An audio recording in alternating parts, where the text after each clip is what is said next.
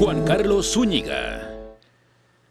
Y esta tarde nos acompaña en el Mega Noticias de Debate Daniel Gómez Tagle, especialista en seguridad y uso de la fuerza.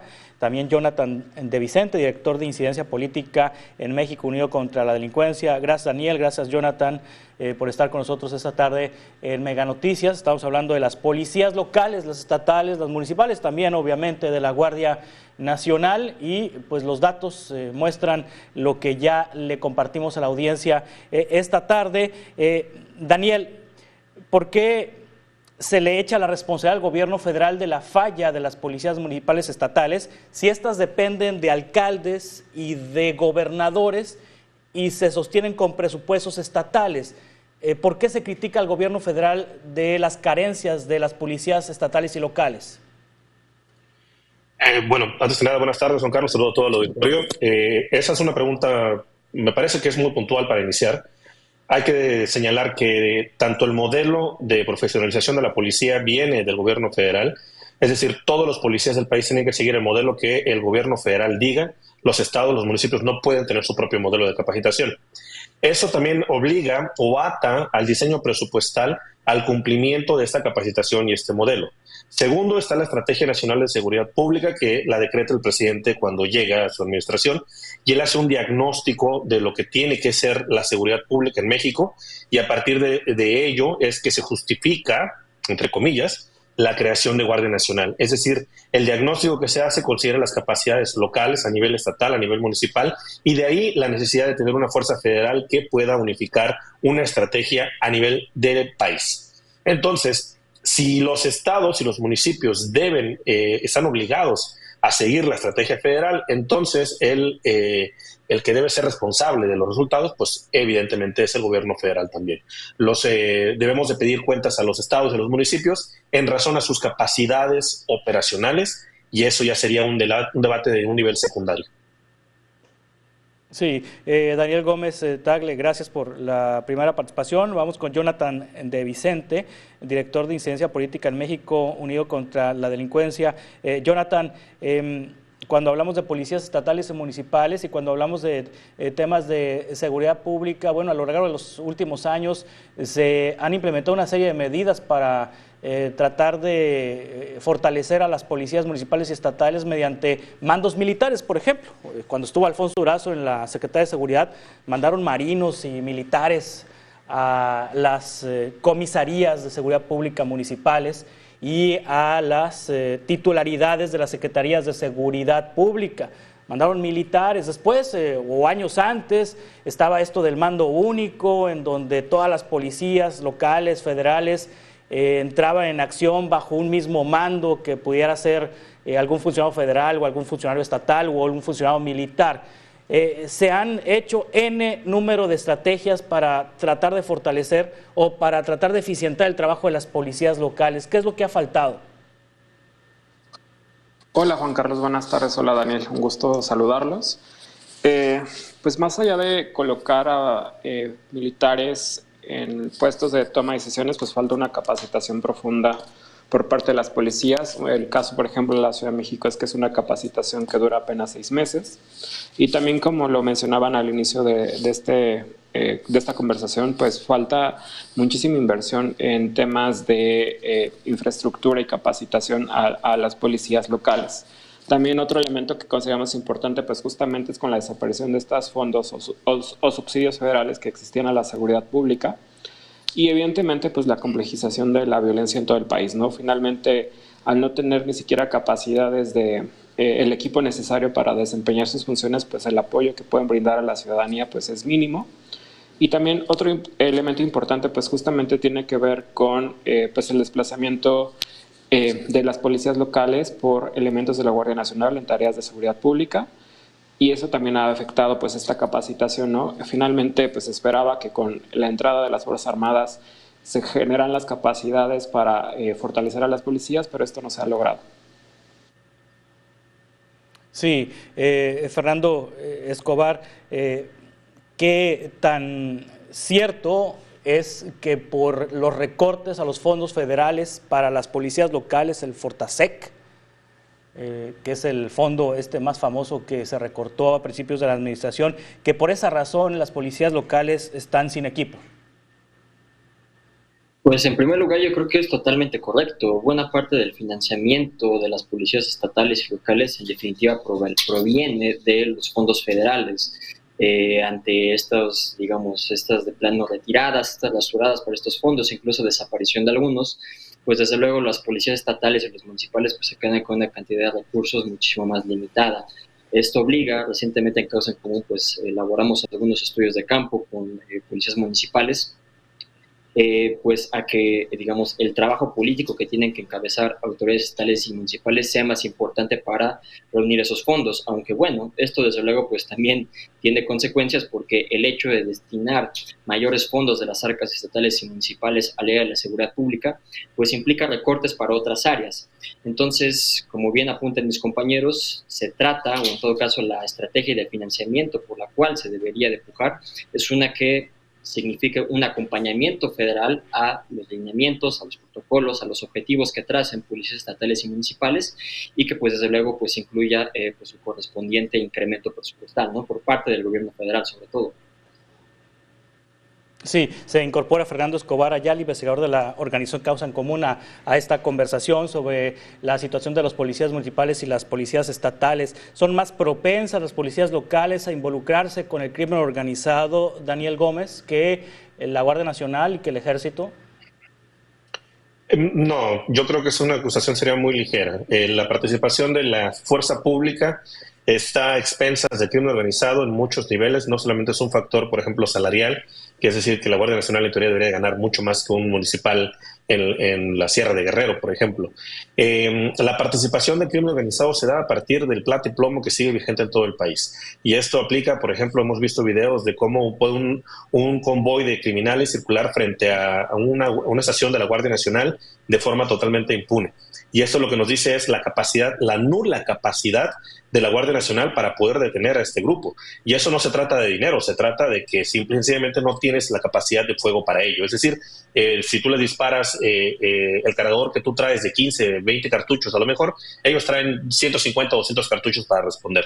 Entonces, sí, el tema de la corrupción yo creo que debe tratarse de una forma muy focalizada en regiones del país muy particulares, porque hay registros, por ejemplo, de policías que son asesinados cuando están haciendo una detención. Y eso nos refleja, por ejemplo, un problema de capacitación y de acción. Policías que son asesinados cuando están haciendo una detención fuera de servicio. Es decir, los policías no dejan de ser policías aunque no traigan uniforme, aunque no traigan armas y no traigan chalecos. Esa parte del debate se nos escapa muchas veces y hay que tenerlo en consideración. Sí, la participación del crimen organizado, la corrupción, es un factor ineludible, pero afecta a los tres niveles en la proporción de su participación y despliegue en tierra. Por eso es importante hacer análisis operacionales y logísticos por estado y evaluar contra los delitos y las detenciones que están registradas a través de los informes policiales. Si hay un modelo nacional policial, Jonathan de Vicente, si esto lo dictamina o lo determina el gobierno federal y todas las policías deben, digamos que uniformarse a través de este modelo, ¿por qué vemos policías muy mal pagados y policías mal pagados contra nada más pagados y otros que sí están regularmente pagados? Es decir, los sueldos de los policías en este país, de las policías locales, son muy distintos en todos los estados. No hay una uniformidad en los sueldos, en las prestaciones. Sí, como también lo señalaba el reportaje al inicio, pues esta disparidad pues provoca en muchas ocasiones que los policías sean propensos a incurrir en actos de corrupción. Sin embargo, pues esto también tiene que ver con el enfoque que den los estados y municipios a su uso, a sus recursos públicos. Y finalmente es importante que los propios estados y sobre todo aquellos que están ahorita en proceso electoral, que son 9 en todo el país, pues también apuesten por una mejora de su uso de sus finanzas públicas, y esto pues tiene que ver también con una redistribución a cómo se les paga, pues no solo a policías, sino también a funcionarios públicos, a los ministerios, públicas para realizar las investigaciones correspondientes, pero claramente pues es una falta de visión y querer que la Federación, en este caso pues la Guardia Nacional, pues asuma estas tareas. Y pues también un poco lo que comentaba Daniel pues tiene que ver con digamos perdón, su presencia en territorio. Entonces, claramente, pues tenemos policías que a lo mejor están bien pagados y con prestaciones que muy probablemente sean menos propensos a caer en actos de corrupción frente a aquellos que tienen pues sueldos bajos o nulas prestaciones sociales. Y también ver lo que en algún momento pues se veía ingresar a la policía para algunas personas como una oportunidad de desarrollo, ¿no? Finalmente creo que parte de recuperar la confianza en las policías pues también tiene que ver con esta cuestión de cuánto ganan, las prestaciones que llegan a tener y pues también el significado social que puede ser un policía. Sí, se están aplicando los controles de confianza, Fernando, es decir, se están aplicando evaluaciones a los policías que están en funciones y a los aspirantes a ser policías locales, municipales y estatales. Pues mira, todos esos procesos o mecanismos, digamos, de auditoría, de revisión, de profesionalización de los policías, están desde luego también marcados por la ley a nivel federal y hay ciertos márgenes de maniobra en los estados y los municipios para que también se puedan llevar a cabo pues, prácticas de monitoreo, de revisión de la capacitación y del grado de profesionalización de las corporaciones estatales y municipales.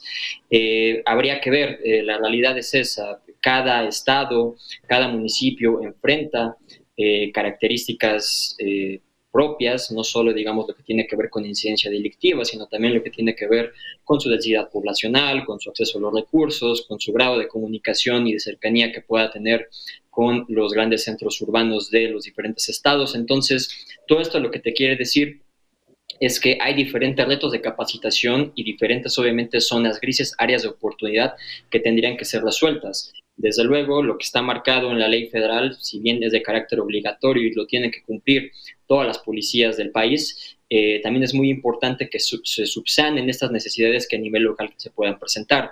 Como creo que bien dice Jonathan, lo que abunda mucho es una falta de visión por parte de las autoridades políticas a nivel estatal y municipal, y hasta cierto punto un grado de desconsideración muy grande, el cual sobre todo padecen las policías, ¿no? Desde luego un policía mal entrenado, con pésimas prestaciones laborales, que opera bajo malas condiciones laborales, desde luego es más propenso a caer en actos de corrupción, pero también se convierte en una población sumamente vulnerable, ¿no? A los actos de la delincuencia organizada y a un marco de violencia laboral que, pues bueno, desde luego también afecta la integridad y la honorabilidad, digamos, ¿no? El respeto ciudadano que puede inspirar la corporación policial. Entonces, como te decía, cada historia local creo que cuenta y es importante que pues inciten ese tipo de discusiones, sobre todo en aquellos estados, por ejemplo, en los cuales se vienen elecciones, ¿no? Sí, vamos a continuar con esta conversación en un par de minutos. Estamos con Fernando Escobar Ayala, investigador de Causa en Común, Daniel Gómez Tagle, especialista en seguridad y uso de la fuerza, Jonathan de Vicente, director de incidencia política en México Unido contra la Delincuencia. Estamos en Mega Noticias a Debate.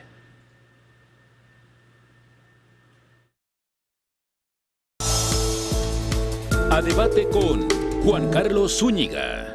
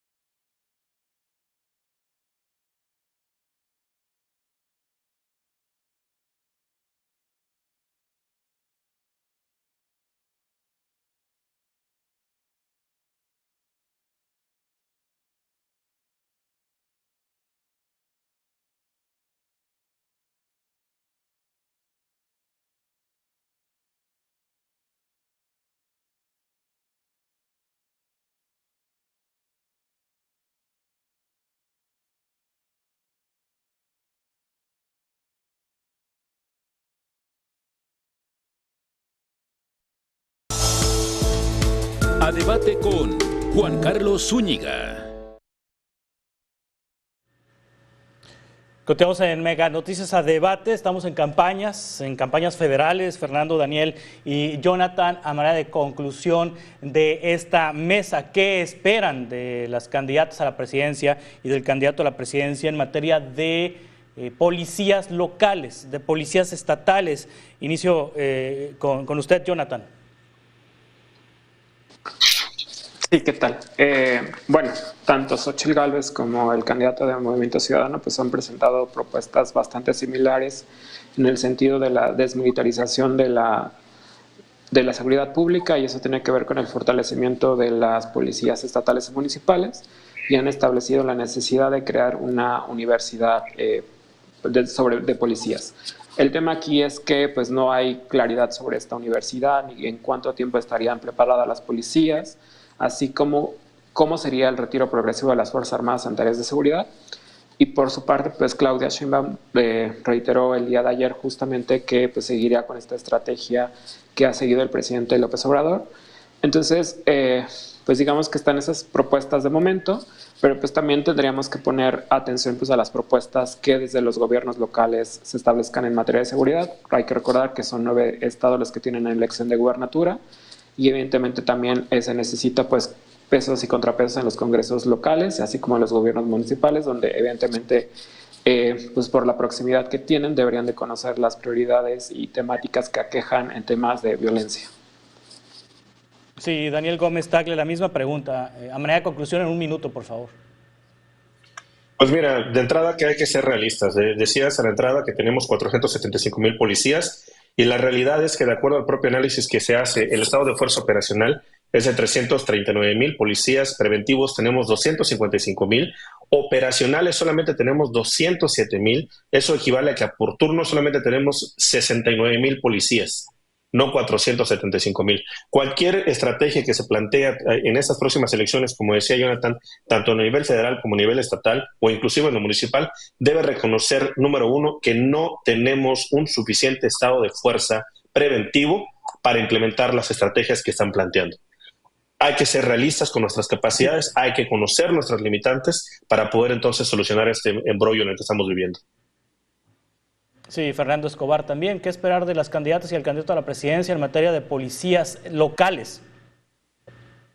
Pues mira, creo que el escenario que se ha dibujado está totalmente claro. De un lado, creo que lo que tiene que ver con la oposición, hay una apuesta no del todo clara, quizás muy vaga, por impulsar el desarrollo policial, mientras que el lado, en este caso la candidata del oficialismo, Claudia Sheinbaum, pues es apostar por el modelo de militarización. Es decir, preocupa un poco que sigamos ya después de tanto tiempo atorados en esta disyuntiva de civilismo, de militarismo. Sin duda creo que ya es importante que empecemos a hablar de esos temas. En lo que tiene que ver con policías, creo que se ha dado una muestra de toda la complejidad que conlleva este tema y de los rezagos que en las entidades se presentan. No nada más tiene que ver con el tema, digamos, de la cantidad, también tiene que ver con la capacitación que se les da a las policías, con sus condiciones de trabajo y pues con toda la multiplicidad de dificultades delictivas y de población que se enfrenta en este país. Entonces, ojalá a nivel federal, a nivel local, pues se lleven a cabo análisis más serios, más sesudos, y que pues reconozcamos de mejor manera cuáles son los engranajes, en este caso de los policías, que hacen falta aceitar para pues fortalecer la seguridad de la ciudadanía, ¿no? Muchas gracias, Fernando Escobar, Daniel Gómez, Jonathan de Vicente, gracias por estar con nosotros esta tarde. Estamos en contacto para futuras conversaciones, si les parece, sobre este y otros temas. Gracias y muy buenas tardes.